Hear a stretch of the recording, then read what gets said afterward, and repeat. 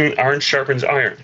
And this guy that we have here today, he is the one that has put the Tennessee-Nashville group together. Iron sharpens iron. And this is probably one of the largest group of coaches that meet regularly. The one that has put the Tennessee-Nashville group together. Iron sharpens iron. So let's take a one of the largest group of coaches that meet regularly. The one that has put the Tennessee-Nashville group together. Iron sharpens iron. So let's take a one of the largest group of coaches that meet regularly. The one that has put the Tennessee-Nashville group together. Iron sharpens iron. So let's take a one of the largest coaches that meet regularly. One that has put the Tennessee-Nashville group together. Yes, starting is good. That's one of the largest coaches that meet regularly. One that has put the Tennessee-Nashville group together. Yes, starting is good. That's one of the largest coaches that meet regularly. One that has put the Tennessee-Nashville group together. Yes, starting is good. That's one of the largest coaches that meet regularly. One that has put the Tennessee-Nashville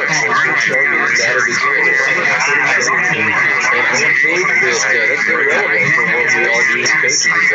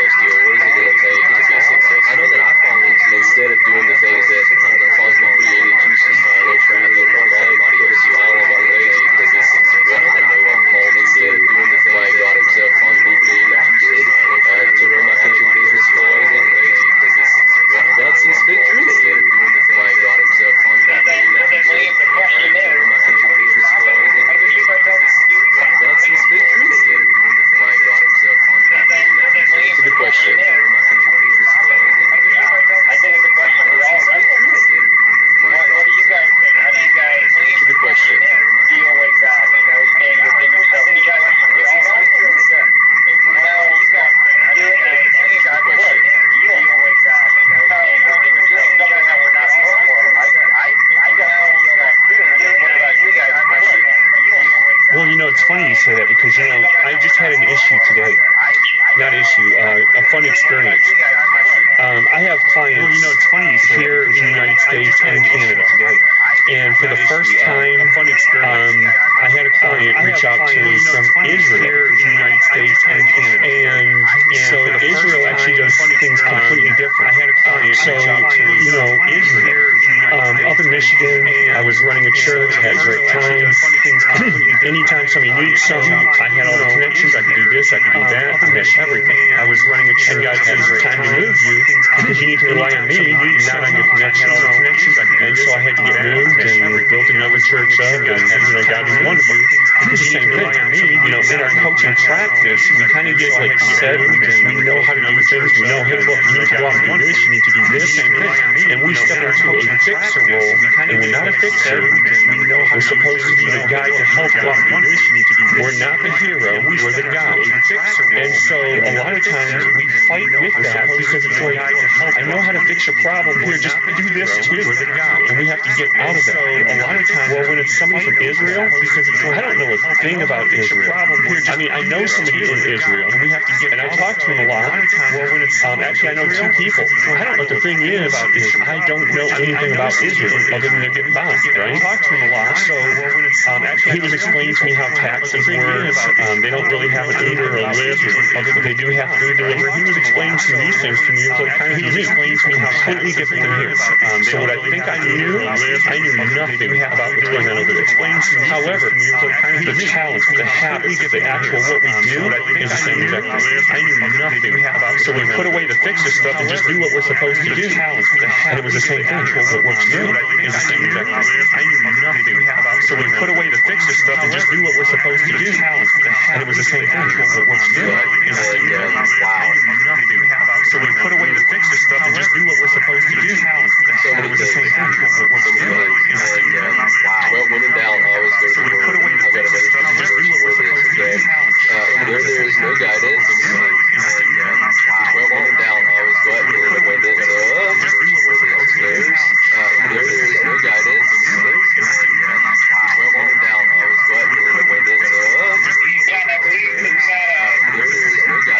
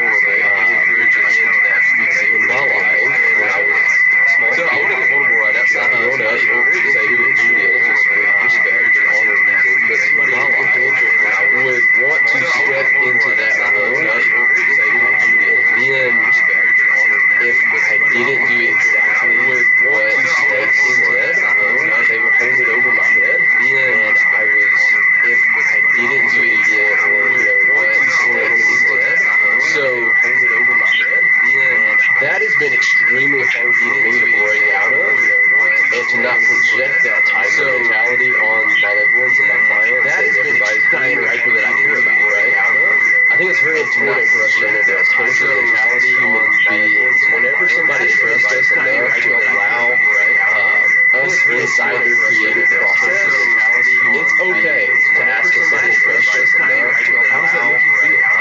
We're inside their creative process. It's okay. Even when we're like really wanting to just jump to some solutions, it's okay. We're inside that creative process. It's every time better. Really wanting to just jump to some solutions, it's okay. And inside that come to their own solution. It's every time better. Really wanting to just jump to some solutions. And is that, do you think that comes on us guys being coaches because we want to be fixers all the time? And is that, do you think that comes on us guys being coaches because I don't want to hear you be fixers all the time. What you think that is that, do you think that comes on us guys? And I don't want to hear you be fixers all the time. That's why I'm not going to hear that.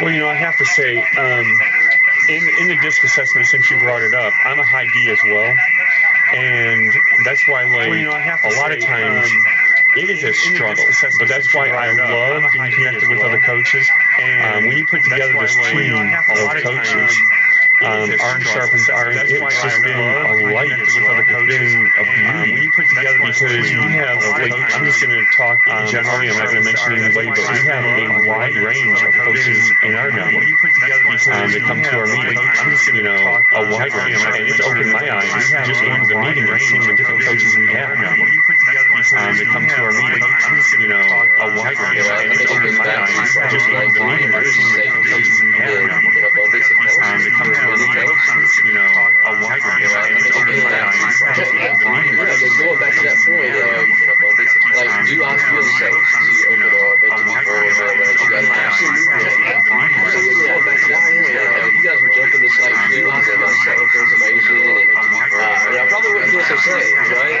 But you know, if you guys were jumping to site feelings and like self information, I love that. I think that's probably wouldn't feel so safe, right? But you know, if you guys were jumping to site feelings and like self information, I love that. I think that's probably wouldn't feel so safe, right? But you know. So David, tell us a little bit how you put the group together. So David, tell us a little bit how you put the group together. I've always ran into situations. So David, tell us a little bit how you put the group together. So tell us a little bit how you put the group together. When I became coach, I would do annual book clubs, and I think I got another one too. Because I realized, when I came to school, that I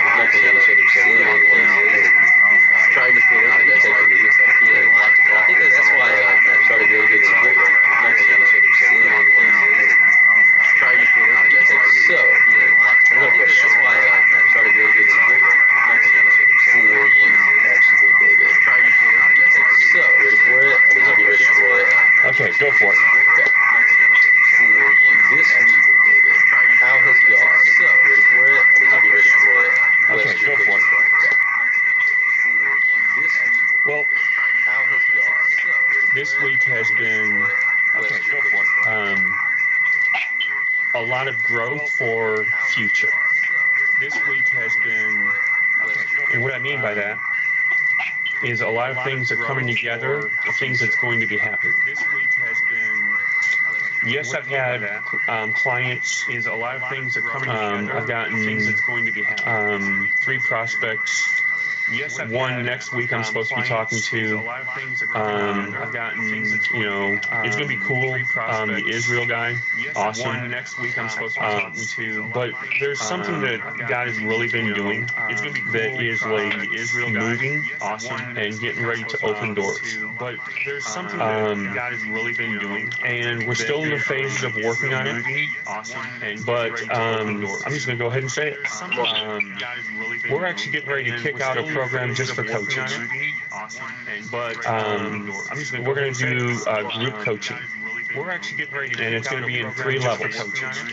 First level is building up the confidence. We're going to do, because so many coaches start their business and they have a hard time building up the confidence.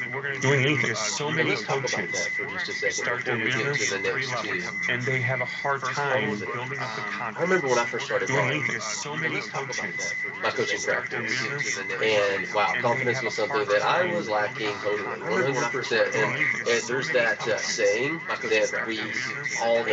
Wow, confidence is something that fake it until you make it. And there's that fake it until you make it. And that was me 100%. Because if I wasn't faking it, I wasn't doing it. Because I didn't have it. And it's one of these things where I think with repetition, the failure, practice comes confidence. And where you don't really have to fake it anymore. We understand that this is just who we are. Comes, we don't have to pretend like, and where somebody else fake it anymore, trying to be this imposter, right? Even though sometimes it feels like we're an imposter. I know at the start, maybe the first couple months in session, I would get that feeling, and it was hard to battle off. But as time went on, and as I failed several times and was rejected several times, the imposter syndrome just totally left. I'm not sure if that's a good thing or not, but I did. Within session, I started to get it in the middle of the night. Talk about that, absolute David. And then I want to pass it on after you to talk about that, Coach David, about the imposter syndrome. David. And then well, before I jump in, because I have something I want to share, but let's hear David. About the imposter how did you struggle with your confidence when you started out? But let's hear David. About the imposter how did you struggle with your confidence when you started out? But let's hear David. It was one of those things where how did you struggle with your confidence when you started out? But let's hear David. And where and it was funny. I think it was maybe a year or 2 into coaching. My wife had to sit me down, and she's like, "Not sure this is for you because you're just kind of mad at all your clients, and you're mad for people ghosting you, and you're mad at everything, all your clients, and so that gave me a real gut check. You know, I am really taking every single thing very personal, and I would say, you know, every single thing fine, personal, and rest. You know, like you were saying, to build up the calluses, to build up that smooth back so everything can roll down, as well as the mindset shift, to build up that I need everything to roll down. And I love the great coach Chip Bailey says, I make everything my fault. Right? So instead of when I was starting out where I'm just mad at everybody, it's like, well, or how can I change the situation with my process, with my how I'm speaking to them, with the way my session is set up, with my consultation to help them when speaking to them instead of just doing what I want them to do, right? How help them guide and make this a great transition so that they'll find themselves winning, and it could just be a great shift in this expectation or making a correct coaching agreement that is showing what they're expected to do instead of saying a dude, I'm not even creeping, you know, what their expectations that I want from them. So, you know, it takes time, but you have to listen to the feedback that you have. You have to listen, oh, I don't like that, I don't like how that session went, I don't like, you know, this or that. Okay, now what do I change it? Instead of feeling bad, getting mad, and getting upset, okay, or I don't like that, this is what I do now.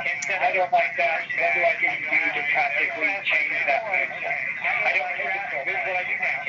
And so, you know, it's really good getting on top of the mountain of your failure. You have your failure, and you have to get on top of it. One session at a time. On top of the mountain of your failure. Yeah, I love that. That's powerful.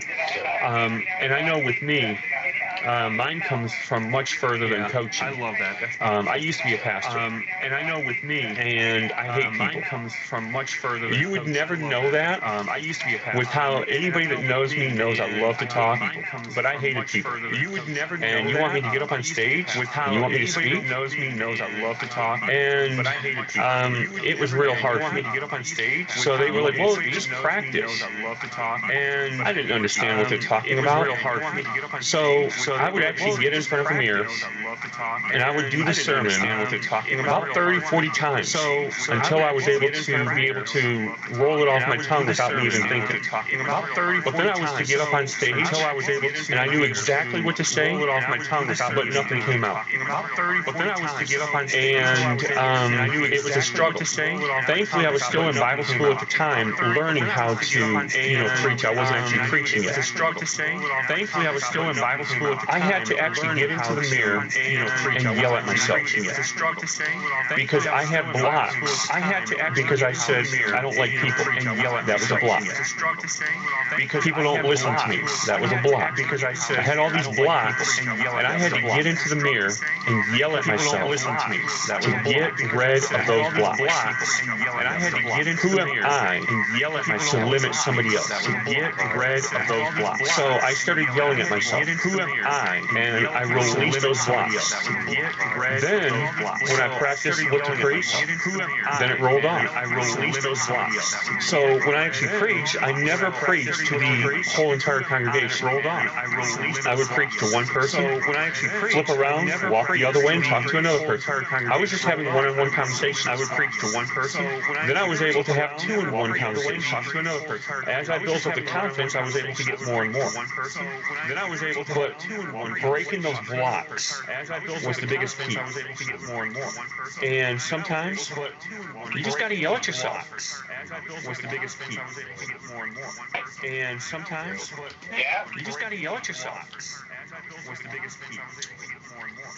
And sometimes we coaches, we need some tough love too. Come on, get it together. Sometimes we coaches, we need some tough love too. I know as a runner, I break a lot of my blocks on the road.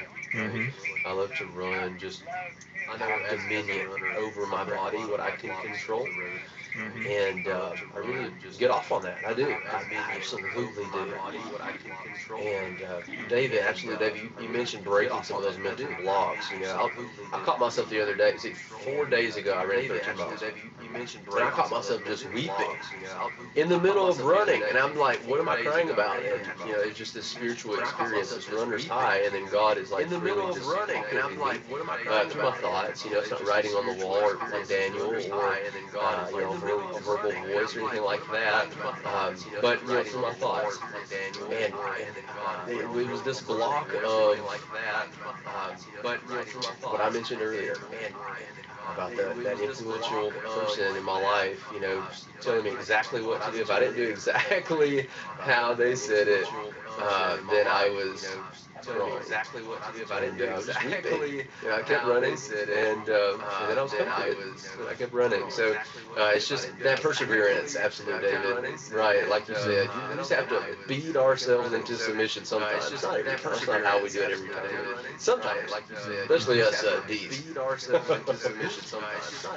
So now we're at the point. And as important with the theme that we're So on, now we have we're at the to point- ask for help. Because I know about you guys, but I don't want to ask for help at all. And Mhm. so now we're at the point learn, and that's another great thing about the coaching community is I need to know.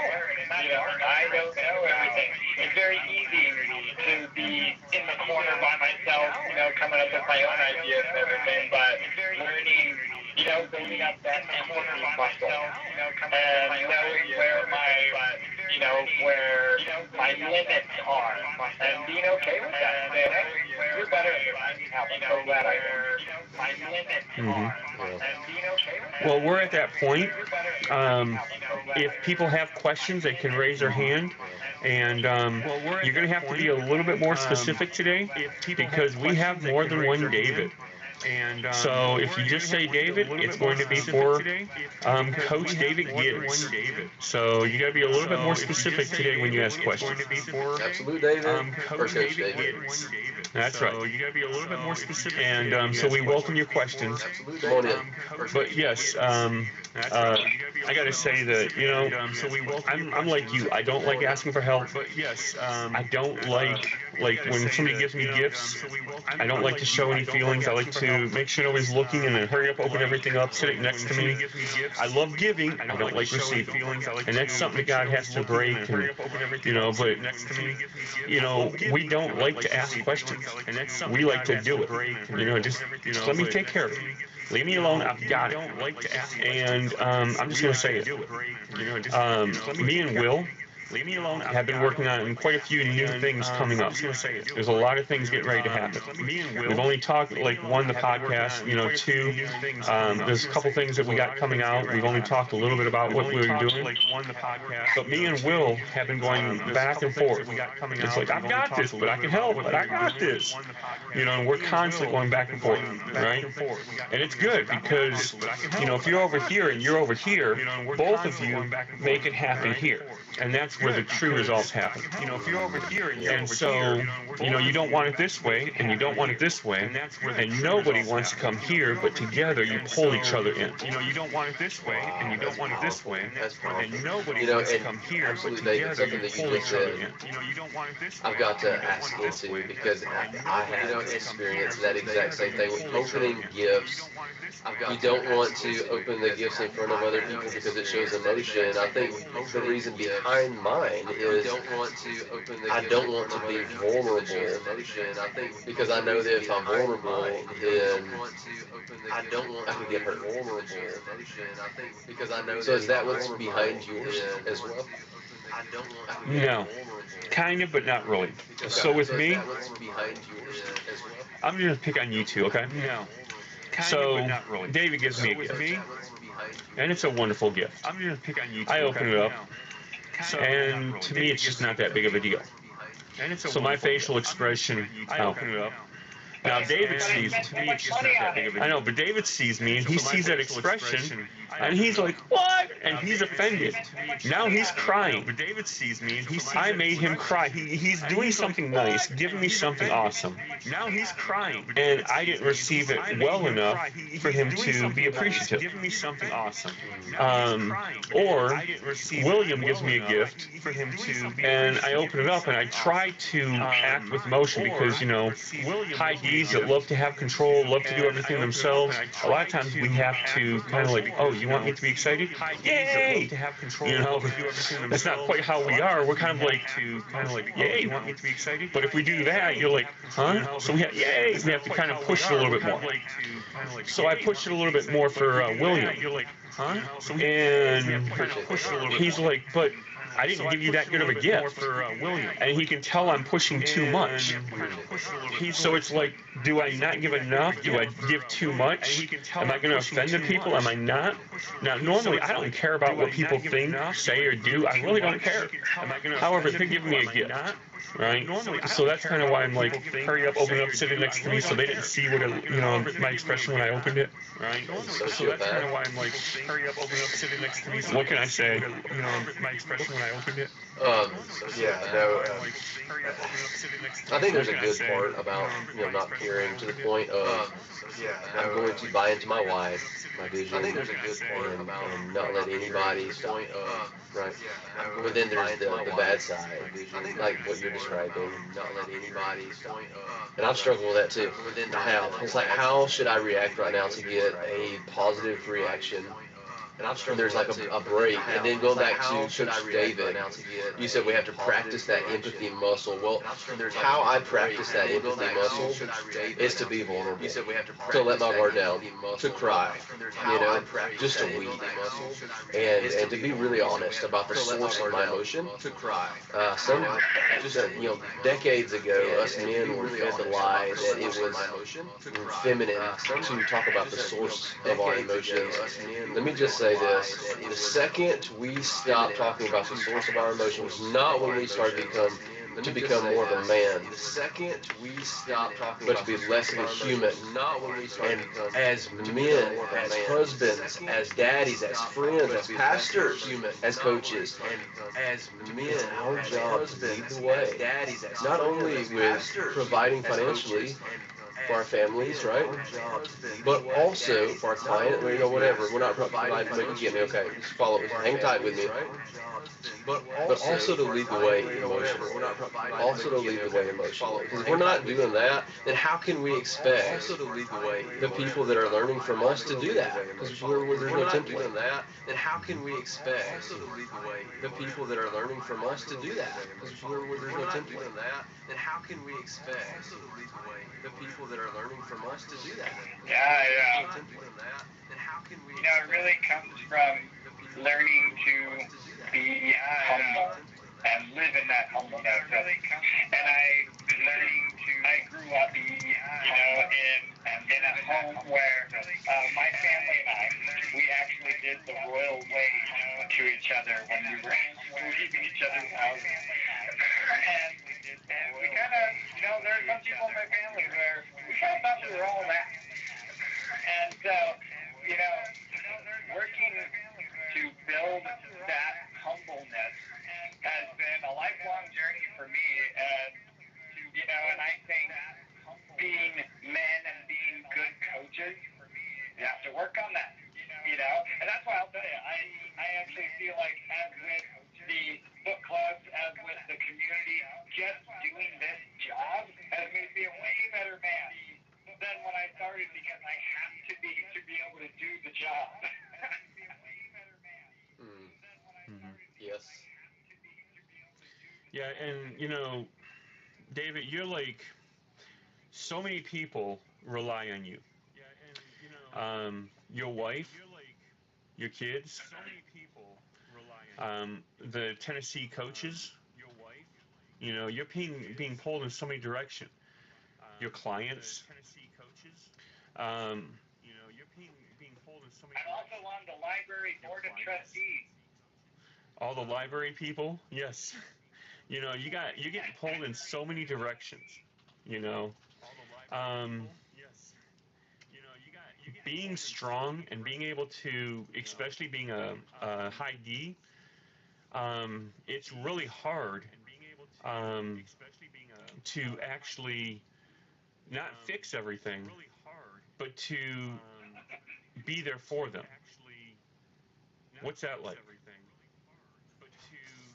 I'll tell you, the older I get and the more I read about Israel, older Israel, the more I realize I gotta keep the main thing, and that is keeping God first. Because like I talked about earlier, when I'm having an issue, or if I need something more, or if I'm missing something, or things aren't working well with those systems I set in place, I gotta go talk to him, and I got to make sure that, like I said earlier, that my practice and everything that I do in my life is within the boundaries of health. And so, for example, if a couple years ago I decided to stop coaching on Sunday, and it's amazing.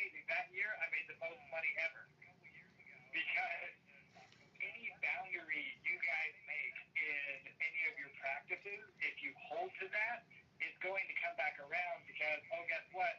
You're getting more sleep. You're a better father. You have enough for everyone by keeping those nice, healthy boundaries. And then it comes back around because you're ultimately a better coach and better at these things. And so I have always been very aware of those boundaries and keeping my priorities straight. And it's very easy to feel if I'm off priority. Very easy. And so, for example, I used to when I did a book club, I just did it once a year. That's it, because I knew that's exactly the amount I can handle and still be the best at all these things that I can be. And, when it comes to our Middle Tennessee coaching group, we meet virtually, and then every few months we meet in person because that's what I can do. I can't do everything all the time, so I really have to consider God, consider the family, consider, I don't want to show up only 10% to a bunch of different things. I want to show up 100% to the things that I'm doing. So lean into who you are, what you're excited about, create your healthy boundaries, and stick to them like cement. I love that. Stick to them like cement. Permanent. Yeah. I love that. Unless you talk to God and He thinks you should do something different. Yeah.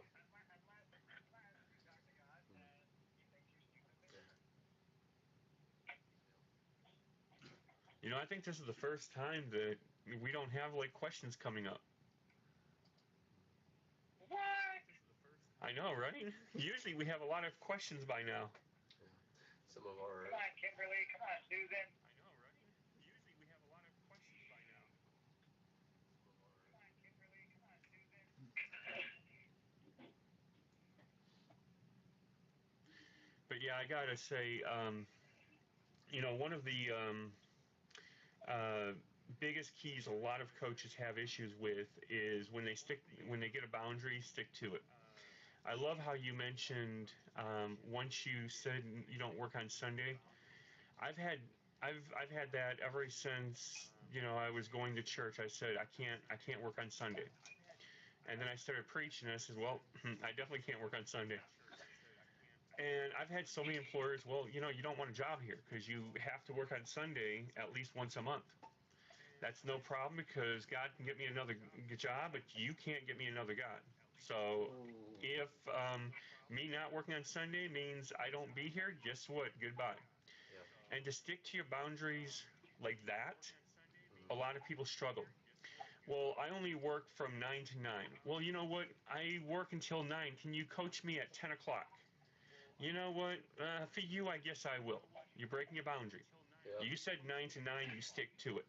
If they want you, they'll find time within that time frame. Mm-hmm. Yep. Well, I only coach Mondays. Yeah, you break your boundary, and then you're getting to bed later, and you're not getting a workout in the morning, and you're not doing your Bible time, and then it just goes down the line of, where it doesn't work.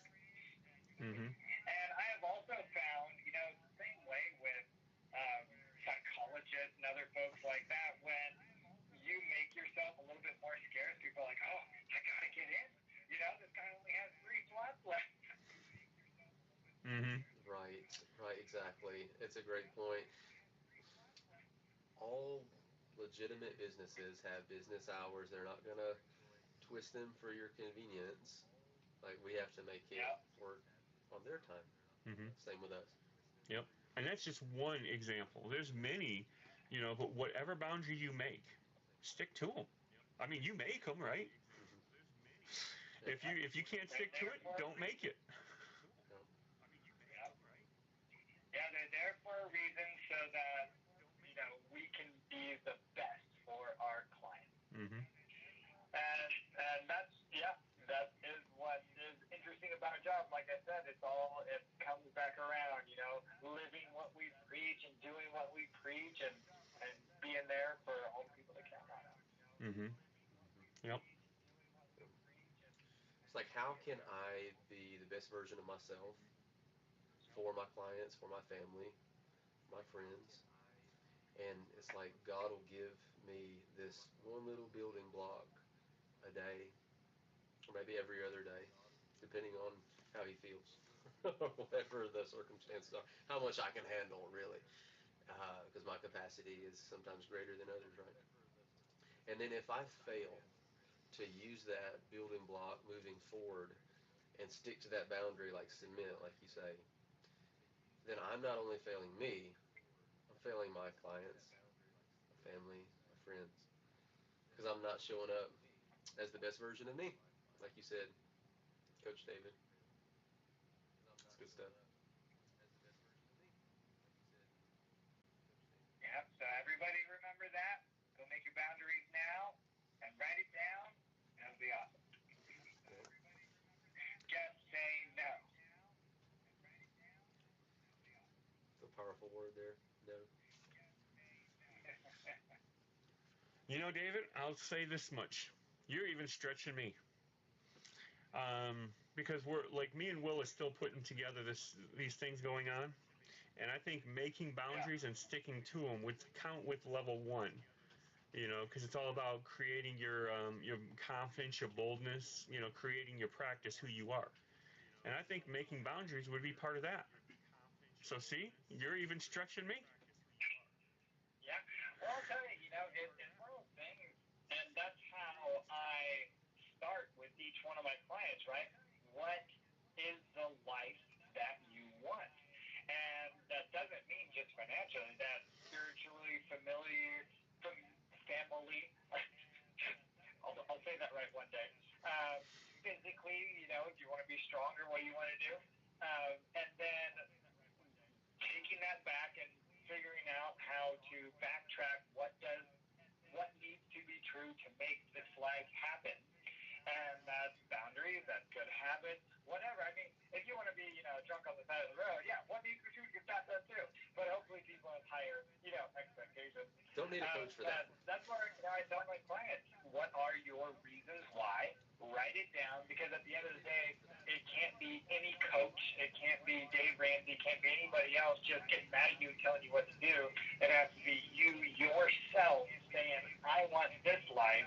And whatever, I mean, it could be money in your budget, but it also could be what are you doing with your time as well to get you the life that you say you want. And if you're still finding that too difficult, maybe you need to reevaluate your reasons why, and your reasons why should make you cry, or they're not strong enough. That's it. Mm-hmm. At least get up. At least get a little moist. Yeah. Well, it's funny you say that. I have this philosophy that I run by with all my clients, because usually in a consultation I'll get their why. And my first session I'll do the vision. But I love analogies. So one of the favorite analogies I like to use is, here's your situation. Here's your why. If your why is not strong enough, when you go up to a situation, you're going to fail. If your why is strong enough, when you come up to the situation, you're going to go right through it. And like Will says, plow through it. I love how he says plow. Wow. But the thing is I love the demonstration, because it helps open your mind up. You're like, oh yeah. Matter of fact, I'm just going to share. I had a client recently that as we were working through their why, they were like, well, I want to be financially free. And of course, what does that look like? Blah, blah, blah. But breaking it down, well, why do you want it? Going deep into the why. Well, he has kids that he would love to spend time with them. Well, that's a powerful why.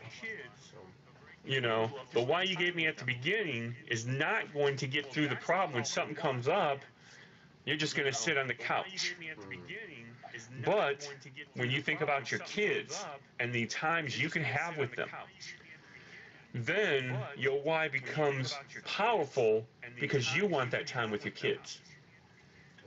And you can even go deeper. I know, Absolute David, you've taught me a lot about the 7 layers of why.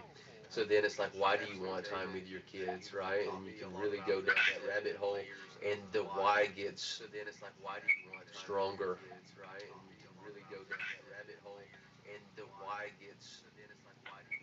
Stronger. Yep. What are your reasons why, guys? Well, before we go into our reasons, what's your reason why you're here? No. Well, Well, before we go into our I would reasons, say what's one of your my big reason why reasons you're why here? No. for life is, and the reason why I got into business is I feel like because of slavery to debt, the world is missing out on genius. We're missing out on inventiveness. We're missing out on so much good that could be done. Who knows? There could have been a genius person that would know how to cure cancer, but they never got the chance because they spent their whole life paying off debt. Mhm. And so that's what I'm fighting for, there can be so much good, whether you're Christian or not in this world, especially, the Christian, oh my gosh, if everyone was able to tithe 10% and not be a slave to their debt, it'd be ridiculous what could be done good in the world. And so I feel like it is a spiritual battle, especially here in the United States, and going after it. Personally, I always wanted to get out of debt myself because I want to be able to say, oh, there's a fire over there, there's a hurricane, all right, I'm going to load up whatever vehicle we have with some water, and I'm just going to go help for a few days because I can. I want the freedom to do good, and I want everybody to join me on the mission. Let's go. See, I love that. It's not only I want to have the opportunity to do good. He's like, yes, I want to have the opportunity to do good, but I also want other people to come with me. Come on, let's go. I love that. So, Will, what is your why? But I also want other people to come with me. And I'll share my why. But first, I want to say, Coach David, I heard that you really want to empower others by being a servant leader, and I think that is admirable. Thank you. Thank you for your service, bro. My why is, wow, God loved me while I was yet a sinner, and still loves me when I get it wrong. And I want the way God loves me to reflect in the way that I serve.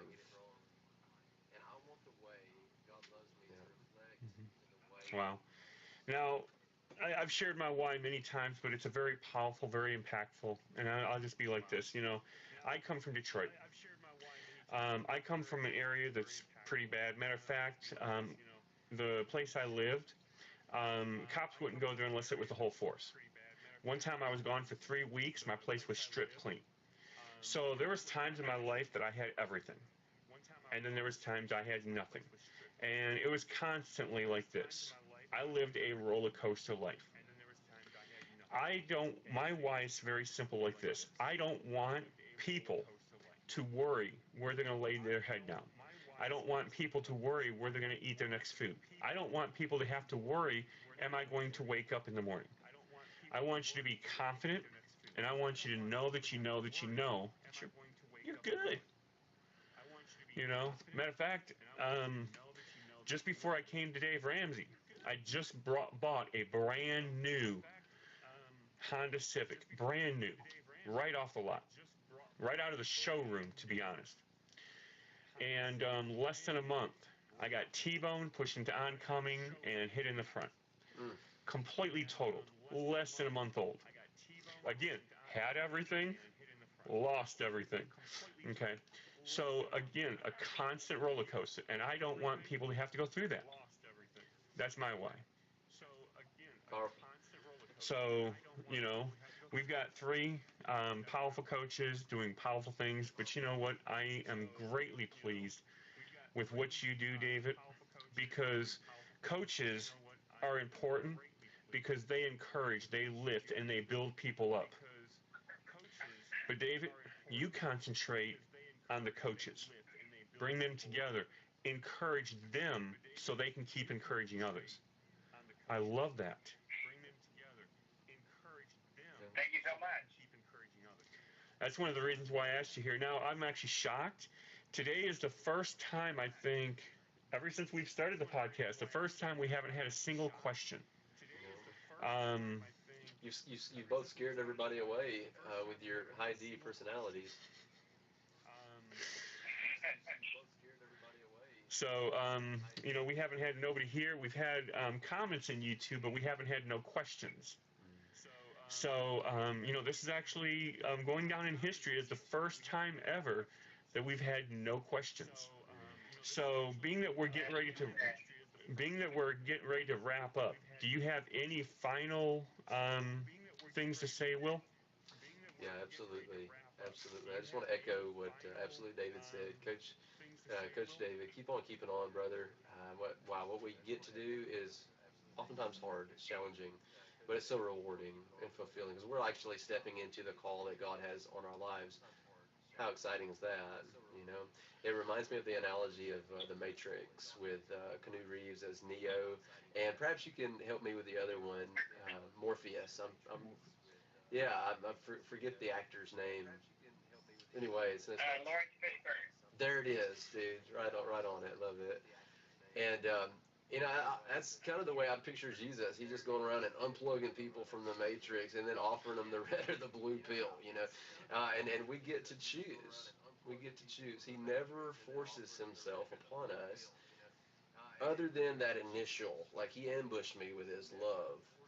And it was a scary thing, waking up to reality and understanding the little bit that I could at the time, how my actions had real consequence on other people. And it could be like paralyzing.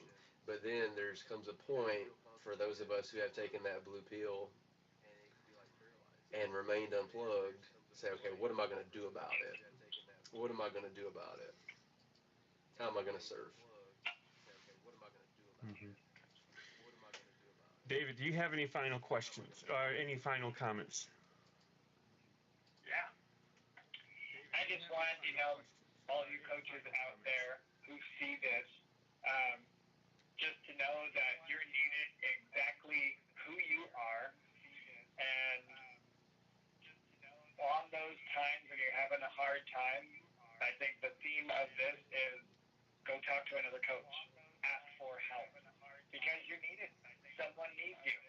And of course, there might be a day when you realize you're just not built for something, but there's a lot of work between now and then to really give yourself a chance to learn.